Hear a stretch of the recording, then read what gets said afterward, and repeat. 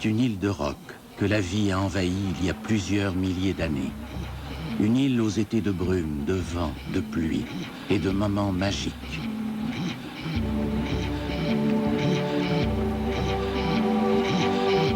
Chaque année, lorsque l'île se libère enfin de l'emprise des glaces, les oiseaux sont de retour.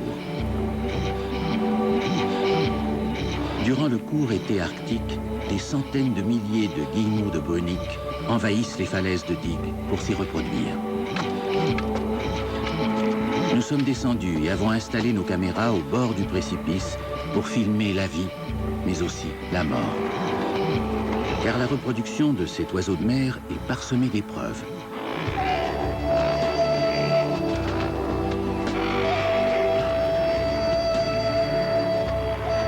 Agressifs, tenaces et résistants, les guillemots de Brunick sont des oiseaux spectaculaires, peu connus du grand public. Les Inuits de l'Arctique canadien les nomment Akpa. Depuis des millénaires, ils les chassent pour se nourrir et escaladent les falaises pour cueillir leurs œufs. Longtemps, ils ont été les seuls témoins de ce grand spectacle. Chacun joue son rôle, répète les mêmes comportements et assure la survie de son espèce. Sur les falaises, dans les airs, à la surface ou sous la mer, nous vous invitons à les suivre. Vous verrez des oiseaux engagés dans une lutte de tous les jours pour assurer leur reproduction. Et lorsqu'à la fin du cycle, l'oisillon s'élance enfin dans le vide, une aventure commence ou s'achève.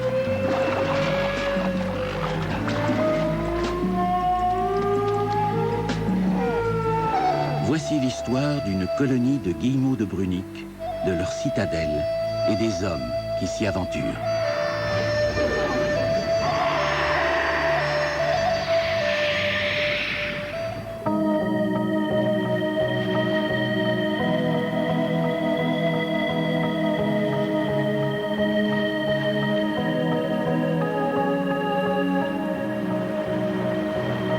Chaque jour, l'île nous apparaît différente.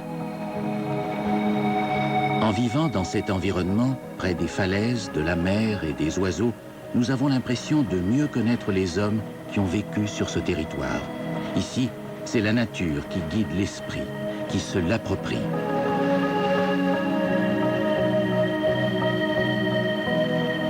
Voilà près de 3 mois que nous vivons au rythme de l'Arctique.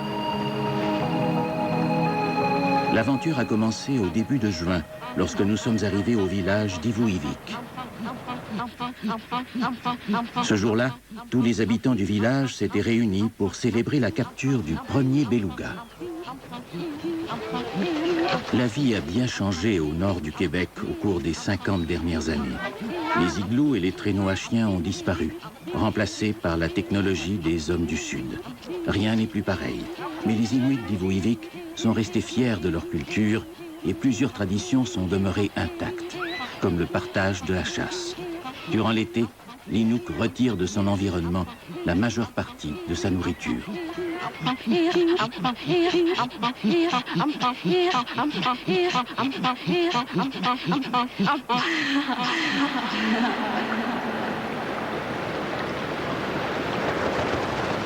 Les guillemots de Brunick sont déjà arrivés dans le détroit de Dig.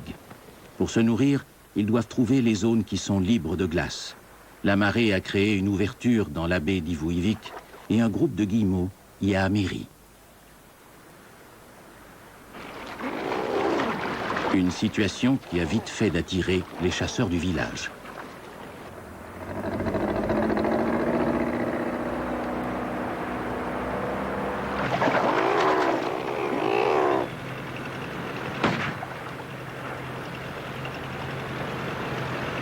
Autrefois, les hommes devaient se rendre jusqu'à la colonie de guillemots pour les capturer à l'aide d'une perche munie d'un collet à son extrémité. De nos jours, armés de fusils, les Inuits d'Ivuivik tuent environ 2000 guillemots de Brunick par année.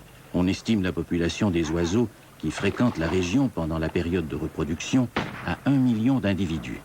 Les effets de la chasse sur cette population sont donc négligeables.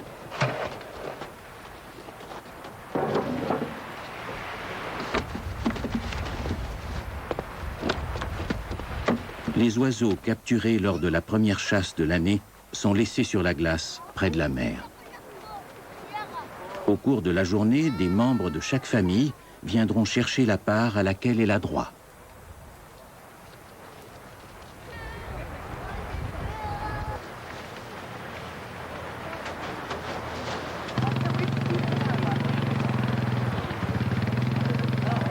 En Inuktitut, la langue inuite, le mot Ivuivik veut dire « là où se brisent les glaces ». Nous sommes restés au village près de 2 semaines à attendre que le vent les repousse. Les îles de Dig sont situées à 20 km d'Ivuivik, mais demeurent pour l'instant inaccessibles par bateau.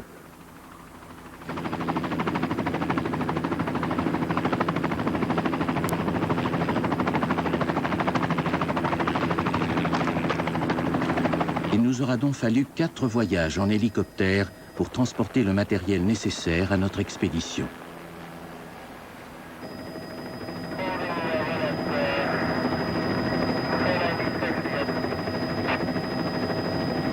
À quelques kilomètres au nord d'Ivuivik, le paysage n'est plus le même. Le bas-relief qui caractérise le territoire situé au sud du village fait place à des falaises escarpées qui peuvent atteindre 300 mètres de hauteur. Les îles de Dig sont situées à la rencontre de la baie d'Hudson et du détroit d'Hudson. Une colonie de guillemots de Brunik niche sur 4 km de falaises qui bordent l'île de Dig Est.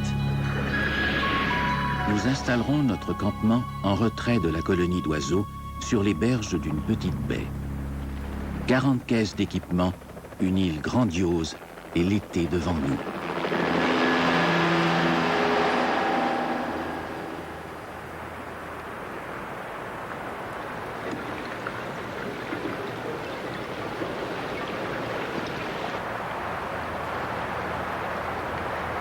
Au petit matin, nous entreprenons notre première ascension pour nous rendre au cœur de la colonie.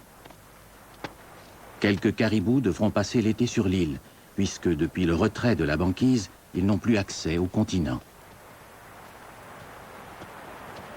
Ils seront pour nous des rencontres appréciées lors de nos marches quotidiennes.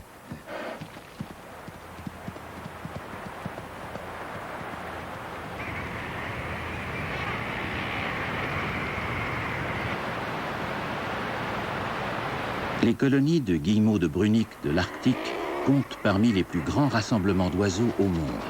Chaque été, plus de 3,5 millions d'individus reviennent dans la partie est de l'Arctique canadien.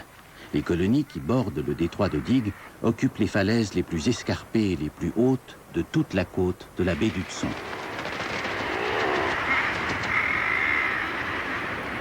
Les guillemots de Brunik ne construisent pas de nid. Ils nichent directement sur le roc, partout où il y a assez d'espace pour couver un œuf. En fait, avec les guillemots marmettes, ce sont les oiseaux qui nécessitent le moins grand territoire pour nicher.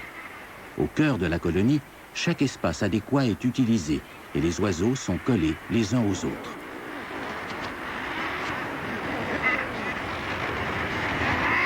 Oiseaux de mer robustes et très résistants au froid, ils font partie de la famille des alcidés qui occupent la même niche écologique que les manchots de l'hémisphère sud.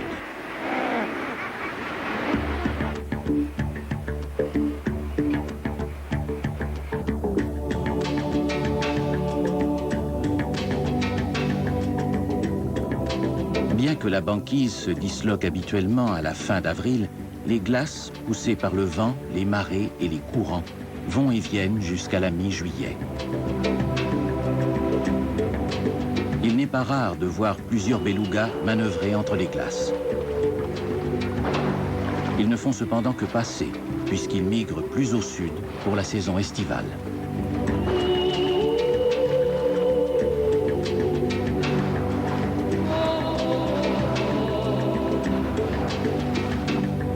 Les îlots que forment les glaces à la dérive semblent être des lieux de socialisation pour les oiseaux.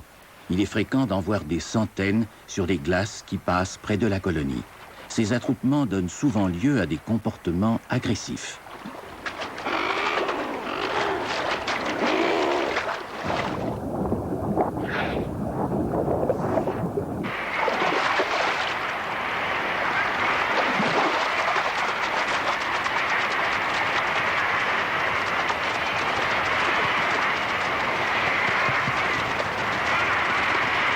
Le guillemot de Brunick est monogame et chaque couple revient occuper le même territoire année après année.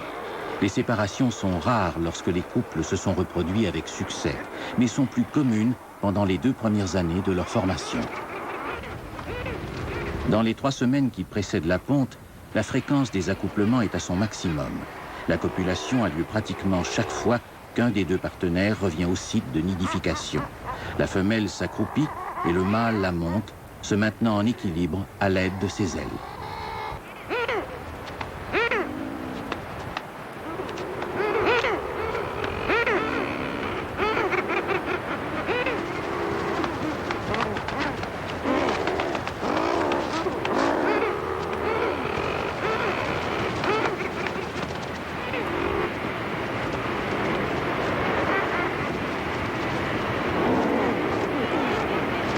En de rares occasions, il arrive qu'un mâle tente de s'accoupler avec une femelle qui a déjà un partenaire, mais il est peu probable qu'il réussisse à l'inséminer.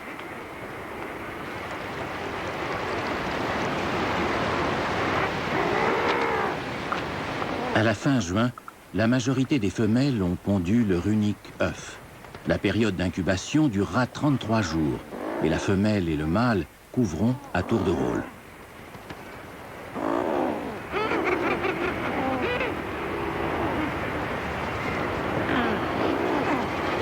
Lorsque le mâle revient au site et qu'il s'aperçoit de la présence de l'œuf, il cesse ses tentatives d'accouplement et remplace la femelle comme couveur. L'opération est délicate, car un faux mouvement pourrait provoquer la chute de l'œuf.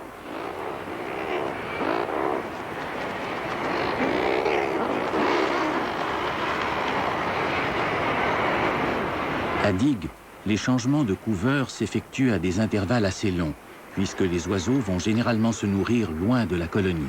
Leur absence peut durer de 17 à 55 heures. Lorsqu'il est remplacé, l'oiseau qui couvait ne quitte pas son partenaire immédiatement. Il passe une période plus ou moins longue à le becqueter. Ensuite, il le quitte pour aller se nourrir.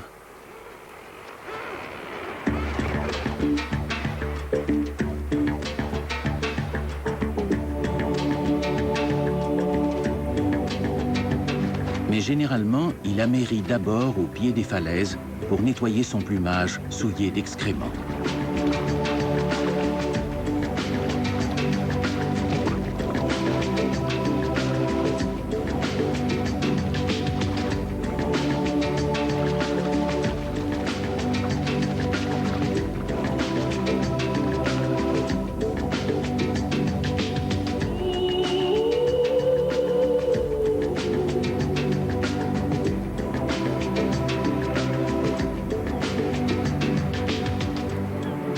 Des goélands bourgmestres nichent dans la falaise au milieu de la colonie de guillemots de Brunick. Au moment où ces derniers pondent leurs œufs, ceux des goélands éclosent. Ce synchronisme facilite grandement la tâche du goéland qui a à nourrir ses oisillons, car maintenant, il y a de la nourriture en abondance partout autour de lui. Une des techniques que le goéland utilise pour avoir accès aux œufs des guillemots consiste à déloger un oiseau de son site de nidification.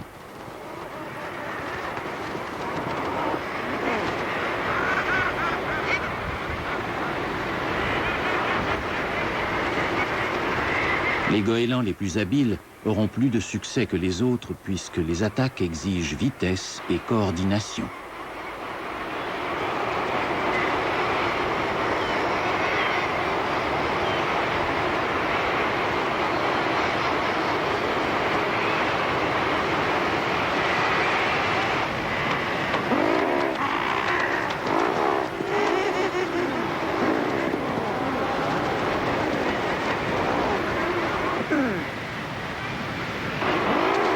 Voici une autre technique un peu plus terre-à-terre. Ce goéland marche directement dans la colonie de guillemots.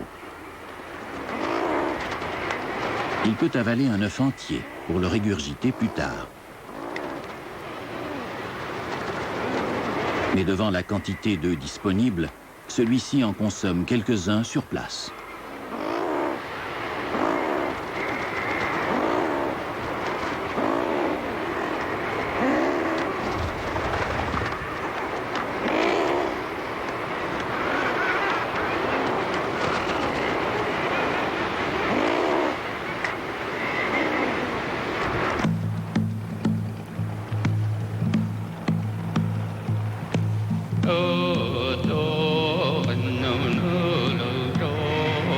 seule journée de vent du sud fut suffisante pour pousser toutes les glaces hors du détroit. Et les premiers canots arrivent d'Ivuyvik.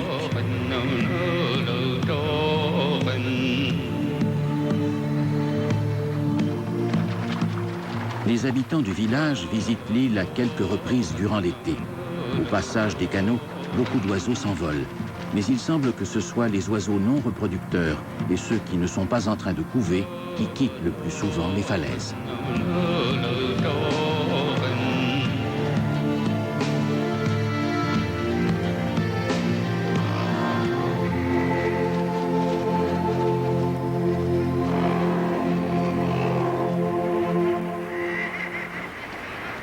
Des fouilles archéologiques effectuées à Ivuyvik démontrent que la région est habitée par des êtres humains depuis plus de 3500 ans. On peut supposer que l'exploitation des oiseaux de digue remonte au moins à cette époque. Un groupe d'Inuits profite aujourd'hui du début de la ponte pour venir chercher des œufs frais pour les habitants du village. L'activité est périlleuse puisqu'il faut escalader une partie de la falaise. La présence des hommes au milieu de la colonie déclenche le départ en masse de tous les oiseaux environnants.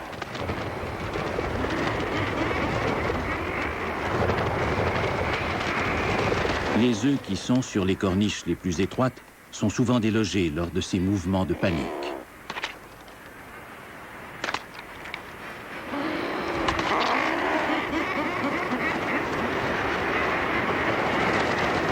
Chaque année, les Inuits se rendent sur les mêmes sites pour cueillir les œufs, puisque peu de falaises peuvent être escaladées de cette façon.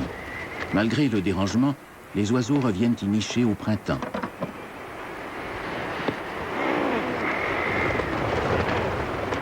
Généralement, lorsqu'un couple de guillemots de Brunique perd son œuf, les accouplements reprennent rapidement et un autre œuf sera pondu de 12 à 19 jours plus tard. Malgré la cueillette des œufs par les Inuits, il est donc encore possible que les couples de guillemots qui nichent ici se reproduisent avec succès.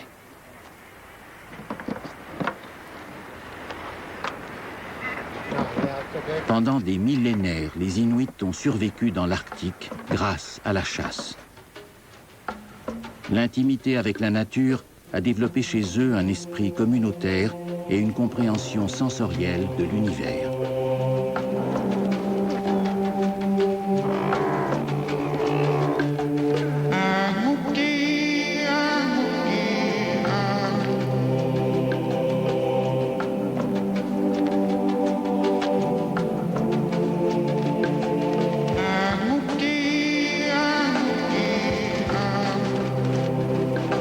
Respect pour l'esprit de l'animal, les Inuits qui cueillaient des œufs laissaient des offrandes aux oiseaux.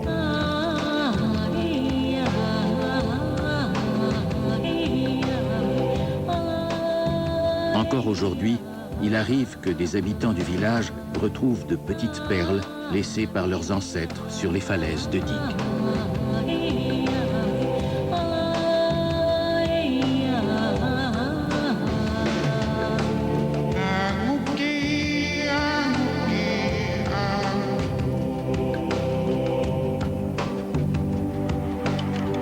De nos jours, les habitants d'Ivuyvik cueillent de 2000 à 3000 œufs par année.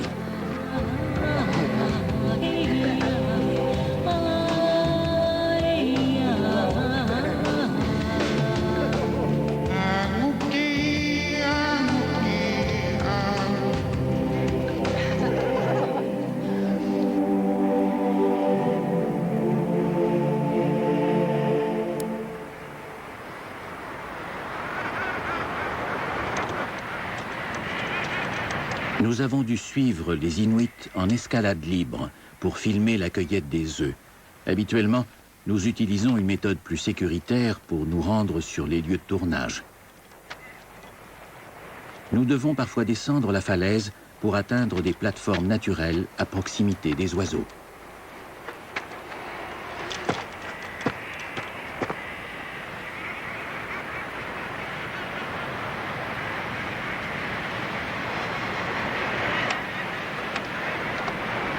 Après quelques heures de travail physique astreignant, nous pouvons finalement commencer l'observation et le tournage.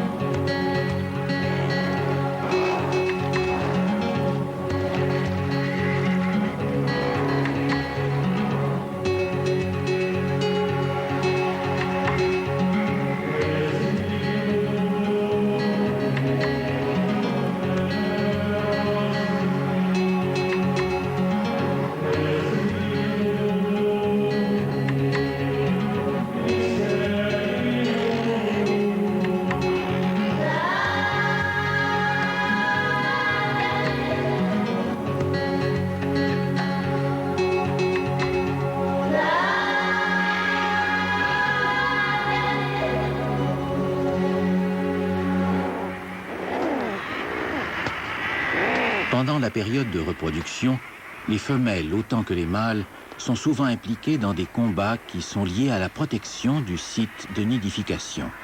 Les altercations commencent par des coups de bec et se désamorcent généralement après quelques échanges sans gravité. Mais dans certains cas, les combats sont plus sérieux. Les oiseaux se saisissent par le bec et se placent habituellement de façon à ce que les coups portés avec leurs ailes frappent le dos ou les flancs de l'adversaire.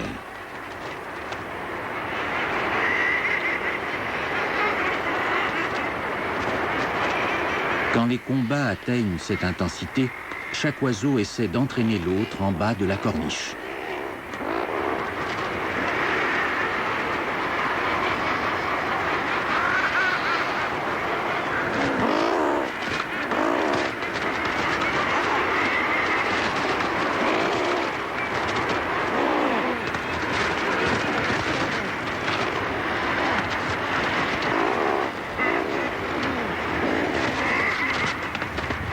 Il arrive que les oiseaux restent accrochés jusqu'au contact de l'eau.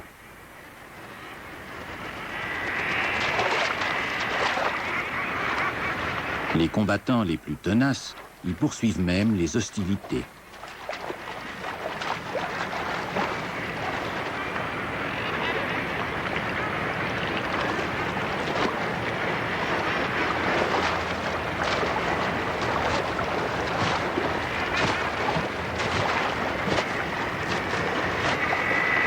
Fréquemment, lorsque tout semble terminé, les oiseaux retournent sur la falaise et reprennent le combat. Les altercations peuvent se poursuivre durant plusieurs heures, jusqu'à ce que l'un des deux combattants soit exténué.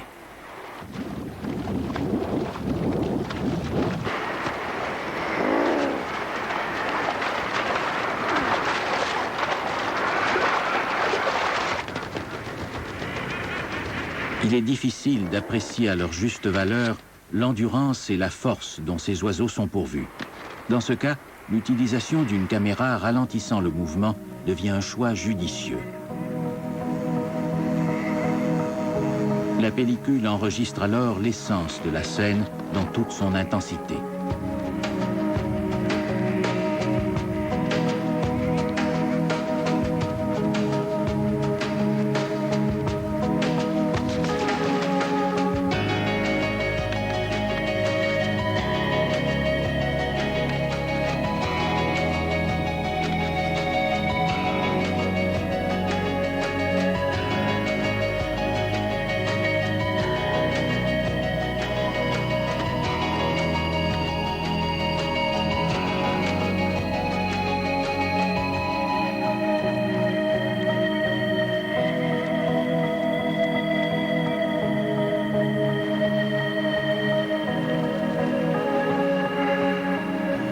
À la mi-juillet, de nouveaux venus se joignent à la multitude d'oiseaux près de la colonie.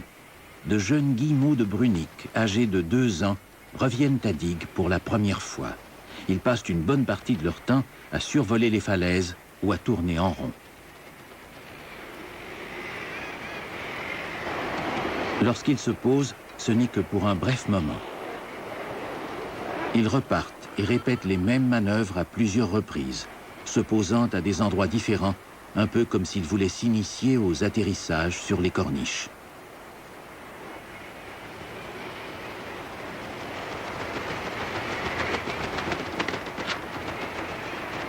Ces jeunes oiseaux, ainsi que tous ceux qui ne sont pas encore en âge de se reproduire, sont appelés les prospecteurs.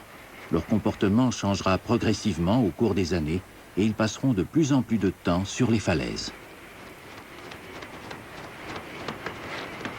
Ils commencent à occuper un territoire et à s'initier au comportement de la reproduction dès l'âge de 3 ans, et la plupart d'entre eux atteignent leur maturité sexuelle à 5 ans.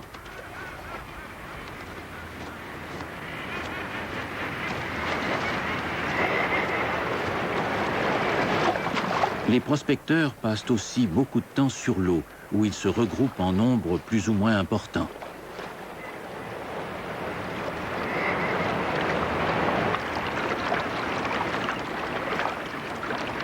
Exception faite de la période de nidification, le guillemot de Brunick passe sa vie en mer.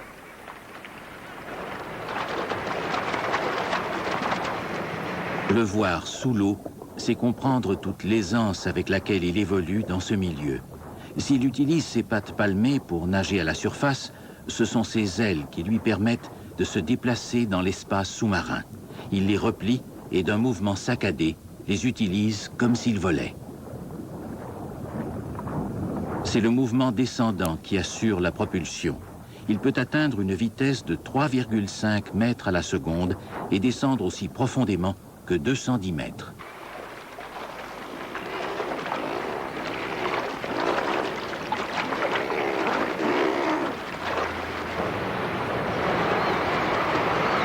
Nos plongées pour filmer les oiseaux nous ont aussi permis de découvrir toute la richesse de cette mer.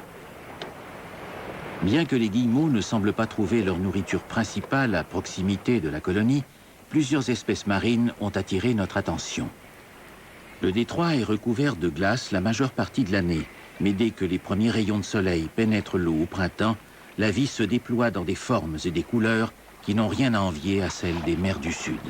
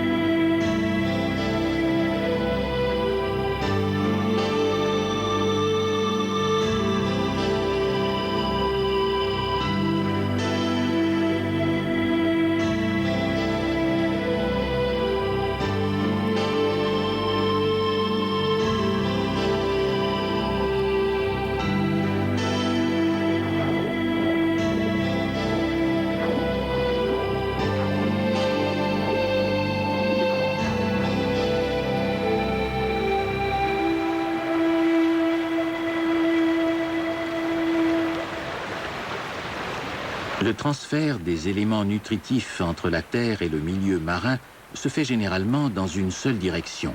Les nutriments de la terre s'infiltrent dans les cours d'eau qui les transportent à la mer. Le cheminement inverse est plutôt rare, mais le transfert des nutriments de la mer vers la terre par l'entremise des colonies d'oiseaux marins constitue l'exception à la règle. À Digue, ce transfert se fait principalement par les excréments que les oiseaux laissent sur le roc. Lorsqu'ils sont secs, ces excréments sont transportés par les vents. Ils se déposent ensuite sur le sol et servent d'engrais à toute la végétation. Ici, le phénomène est facilement observable, puisque plus on s'éloigne des colonies, moins la flore est abondante.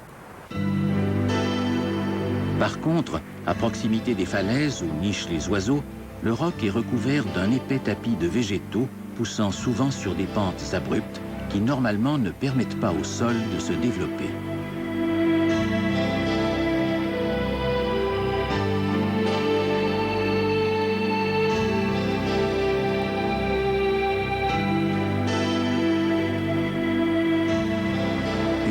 centaines d'espèces de plantes croissent sur l'île. Cette richesse attire d'autres formes de vie qui trouvent de quoi assurer leur subsistance.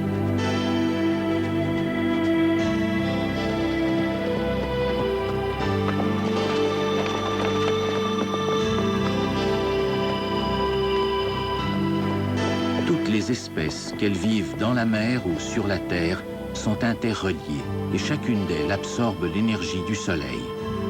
Chaque pulsation de lumière imprime le mouvement à tout ce qu'elle touche.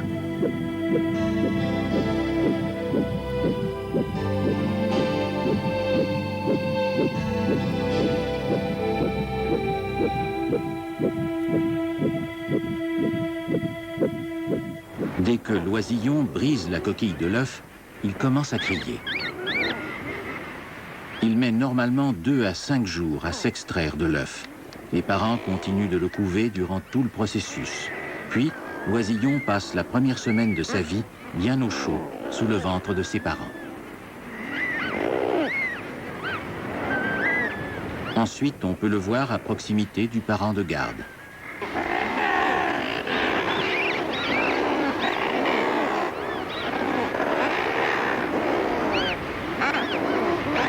Régulièrement, pour se réchauffer, il trouve refuge sous l'aile de l'adulte.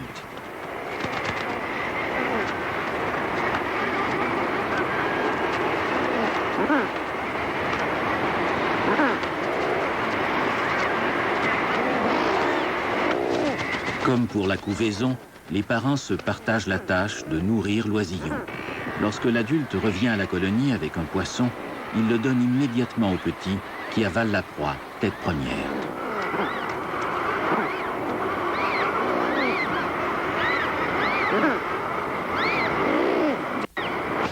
Les guillemots de Brunique, de digue, peuvent parcourir jusqu'à 160 km pour trouver leur nourriture. Cependant, pour nourrir leurs oisillons, on croit qu'ils parcourent de moins grandes distances.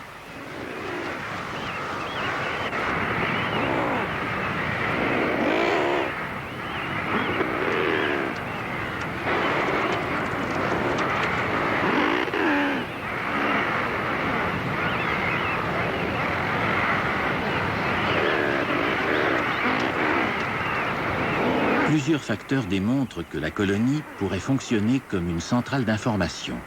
L'individu qui retourne à la chasse après avoir nourri son oisillon sait où se trouvent les bancs de poissons et se dirige directement vers cet endroit. Mais pour les oiseaux qui viennent de passer un long moment à couver, cette information leur est inconnue. En observant le flot d'oiseaux qui reviennent à la colonie, on croit qu'ils pourraient avoir une bonne indication de la direction à prendre. Le va-et-vient incessant des oiseaux qui quittent la colonie et qui y reviennent formerait en quelque sorte une route à 2 sens. Cette route serait un élément essentiel à la survie des colonies de guillemots de Brunique dans l'Arctique.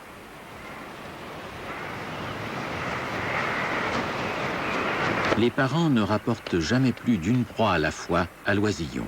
Ces derniers sont nourris presque exclusivement de petits poissons dont l'espèce varie selon la disponibilité de la ressource.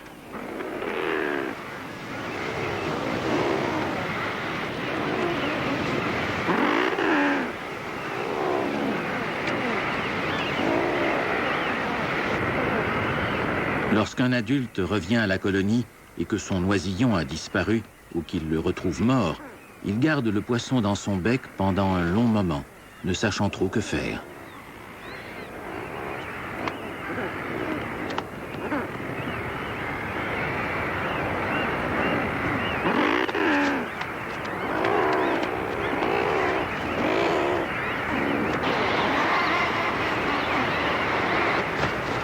Certains goélands savent tirer profit de cette situation. Ils foncent sur le guillemot, le forçant à lâcher le poisson qui tombe en bas de la falaise.